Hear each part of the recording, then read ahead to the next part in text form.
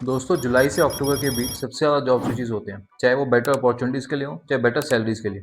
But आप employees उस job switch के बीच में एक सबसे बड़ी टैक्स की मिस्टेक कर देते हैं, जिसके वजह से आपको बाद में हज़ारों और लाखों रुपए इंटरेस्ट की पेनल्टीज़ में भरने पड़ते हैं। ऐसे ही हमारे एक एम्प्लॉय थे जिन्होंने लास्ट ईयर 2 लाख रुपए पेनल्टीज़ में भरे थे। Hi, my name is Shubham and welcome to yet another video guiding you to save lakhs in taxes because हर पैसा है ज़रूरी। मिस्टर ए, जिन्होंने साल के पहले 6 महीने एक एम्प्लॉयर के साथ काम किया और 15 लाख रुपए सैलरी में कमाए। उसके बाद जॉब स्विच करके एम्प्लॉयर 2 के साथ काम किया और साल के बाकी 6 महीनों में 20 लाख रुपए की इनकम कमाई।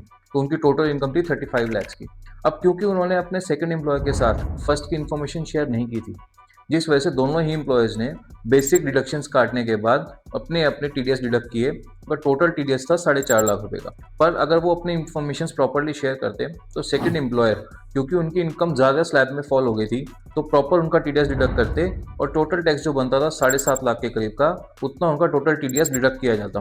बट अब क्योंकि उन्होंने इन्फॉर्मेशन शेयर नहीं करी, तो उनका टैक्स का शॉर्टफॉल रहा 3 लाख रुपए से।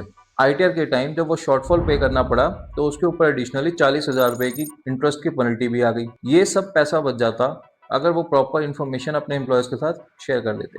और दोस्तों, किसी भी सैलरीड इंडिविजुअल के लिए साल के आखिर में आने के बाद 3 से 4 लाख रुपए टैक्स में भरना और उसके ऊपर एडिशनल पेनल्टी भरना अपनी सारी ईएमआईज और होम एक्सपेंसेस के बाद बहुत मुश्किल हो जाता है। इसलिए आप ये गलती मत करें।